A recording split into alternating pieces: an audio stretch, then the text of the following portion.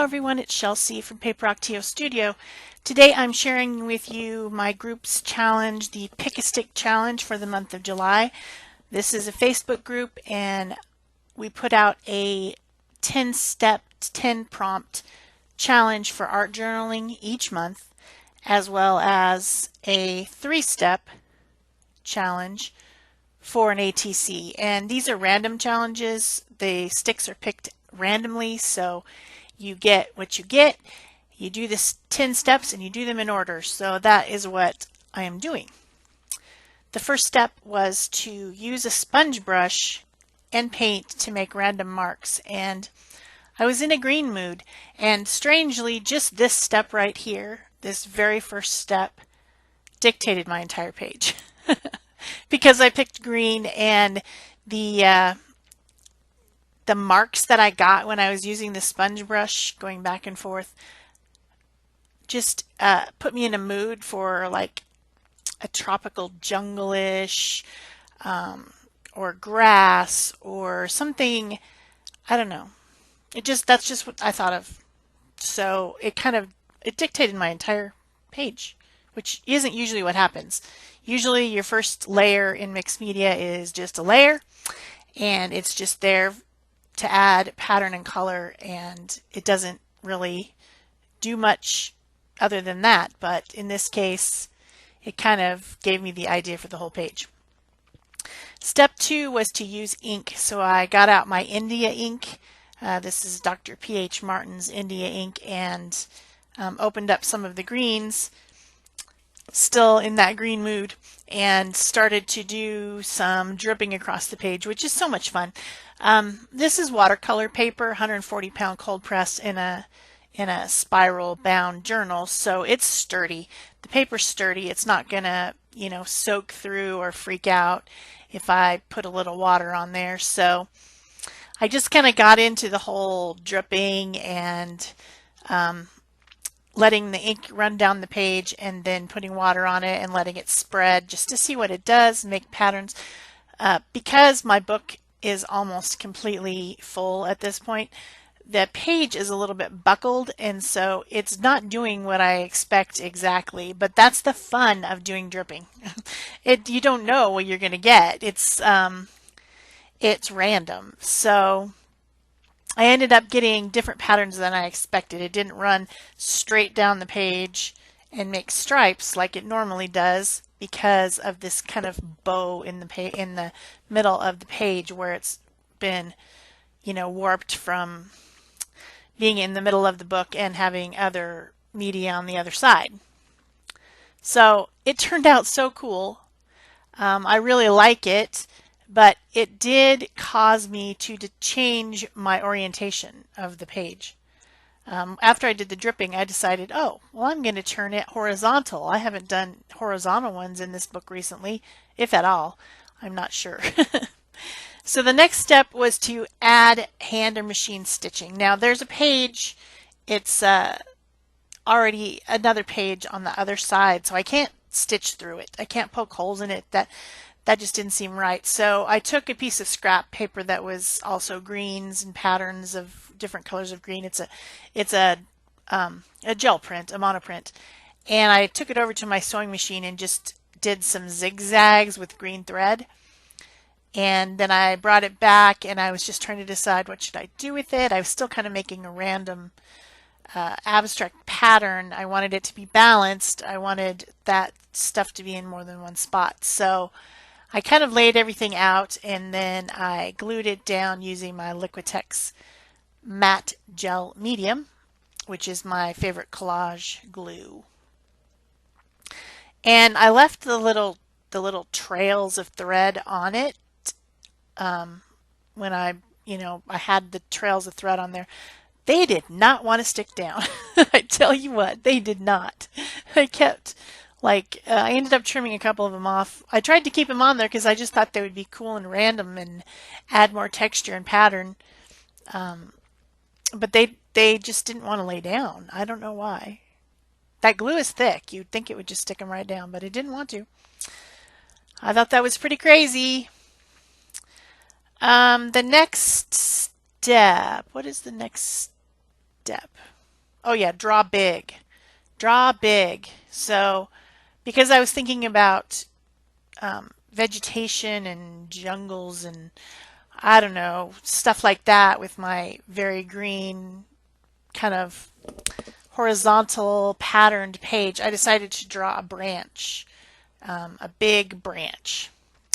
So then, of course, that dictated the rest of my page because then now I have a branch in the middle of my page. But that's how this goes. You know, you use the prompts to take you through a process of making a story.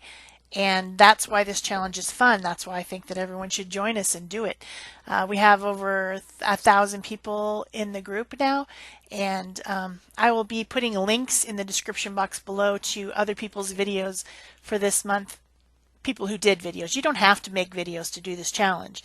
You don't even have to be on Facebook if if you just want to just do it to do it. If you're on Facebook and you join the group, then you can post pictures of what you did for the challenges, and that's fun to share and get positive feedback from other people. It's a very positive group. But if you don't have those things, you don't want to make a video, you don't want to take a picture, just still do the challenge because it's fun. It's it's fun and it's creative and it makes you think outside of the box, which is what I love about challenges. And this one in particular, our challenge is very random because it's drawn by sticks. So it's not even planned. It's just completely random. So we do have a wild card stick that is an option if there's a step that you don't want to do, you'd rather replace it. And there was a step called use something from a game, and I didn't have anything. I didn't want to, take some pieces out of a game and then not have the pieces. And I couldn't find my playing cards, and I didn't, whatever. So I decided to use the wild card stick, which is to add triangles. And so I have this triangle gel mini, and I thought it would just be, interesting to play around with that a little bit. I love gel printing, so I'm using the Deco Art Media Fluid Paint. It's a pretty translucent paint. In fact, it's in most colors, it's very translucent because it is a fluid, but it has a lot of pigment in it. So I was just, randomly adding triangles. Why not? Why not? And then I decided maybe I wanted some pattern on my triangles, so I got out some heavier paint, which is buff titanium, and I got out a cosmetic sponge, and I was making these little like marks on the plate to make, a texture, and then I realized that the cosmetic sponge is a triangle, and so why not add leaves to my branch using the cosmetic sponge? Because it is also a triangle. So I added a lot of triangles to the page, but I like the way it looks. It became a lot more abstract at that point because I'm putting this abstract layer over the top. But because it's mixed media, that's what you do. You just keep putting layers on until you're happy. And I like a lot of pattern and shape in my pieces, and so I was having fun with my little cosmetic sponge triangle and added some more different colors. The ones that I originally used on the very bottom layer with the acrylic paint and the sponge brush. So that was fun. I had fun with that. So the next step was to add something cut from a magazine. This is always fun in art journaling, is to add a magazine piece, and I had a magazine called Birds and Blooms, and it was a whole episode, a whole long article about all the different types of hummingbirds. I think hummingbirds are so cool. They are so cool. So I cut one of them out, the one that had the purple head, and put him on my page. Then the next step was to use a straight edge, and I didn't need any lines. I was like, I don't want to use a stupid straight edge, but then I remembered that you can easily tear paper with a straight edge, and I wanted to add on to this branch thing that the bird was sitting on because it didn't extend across the page, and it was bothering me that it was just floating, with no end and no beginning, and that annoyed me. So I decided to make an abstract strip collage using another piece of paper from that same magazine as an article about lawns, and I just use the straight edge to tear the paper into strips, and then also to carefully tear it off the edges of my page as well. Straight edges are really good for that because I just didn't need lines. Didn't need lines. Sometimes these steps come and you're like, I don't want that step, but that is the challenge. Work around it. Make it work for you. So the next step, print and attach something from your computer. I remembered this quote and I thought that it was appropriate because here I have this whole greenery thing going on, and here's this beautiful bird, and he stands out from the background just by being the color that he is, and I thought that that fit perfectly with this quote. So I went to my computer and just looked up images of the quote and found one, printed it out, and then stuck that to my page. The next step, step 9, was to make a texture tool by gluing string to cardboard. So I was going for kind of a leaf shape, sort of. It ended up looking more like an eyeball, I think, than a leaf. But I had to get out my hot glue gun, and so, yeah, I don't like hot glue guns, but just glued some twine to a snippet off of a priority box that somebody had sent me for Happy Mail. And I have made a little texture tool or stamp, decided to use it as a stamp. And so I used it with some titanium white paint and a sponge brush to apply it to it. And it's pretty fun. I think it would be fun to use it for texture on a gel plate when I'm monoprinting. I think it would make an interesting, texture because it's a texture tool. But I kind of like it. I think it's kind of cool. I might make some more of those. That was a completely random stick out of nowhere. So the last step is to use gel medium or gesso to create a resist image. Now that's something that you do at the beginning, not the end, you silly sticks.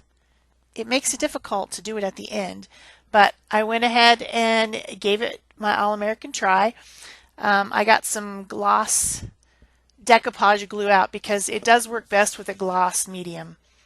Depending on the effect, but gloss medium at this stage is pretty much my only choice. And then I need to put a water-soluble media over the top, and the glossiness of that medium is going to resist the water-based medium because it's plastic. It's basically putting a plastic coat on something, and then it's going to resist whatever you put over it. However, since I've already got this dark page, it's just not very effective. I didn't want to put pure black over it, so I tried to make like a dark green and shadow on that side of the page, and then go over the resisted parts with that. You can see it. It's there, but it's definitely subtle. That's all I have to say. Super subtle. And then I went back and wiped off, tried to get it to shine out some more. About the only time you can really see it is when I turn the page and you see the shiny parts. But yeah. So then just finishing up, I added some black Stabilo pencil around my quote and around the bird to make him blend into the page a little bit better. And I activated that with a wet brush around the bird. I was still trying to do something about that resist as well, but if I had put that on at the beginning when the page was white, it would have resisted all the colors, and then there would be white branches, but at the end it really doesn't have much effect. So I hope you've enjoyed this. Please give me a thumbs up, leave a comment, subscribe if you haven't, share if you want to, and that's it for me. Thanks. Bye-bye.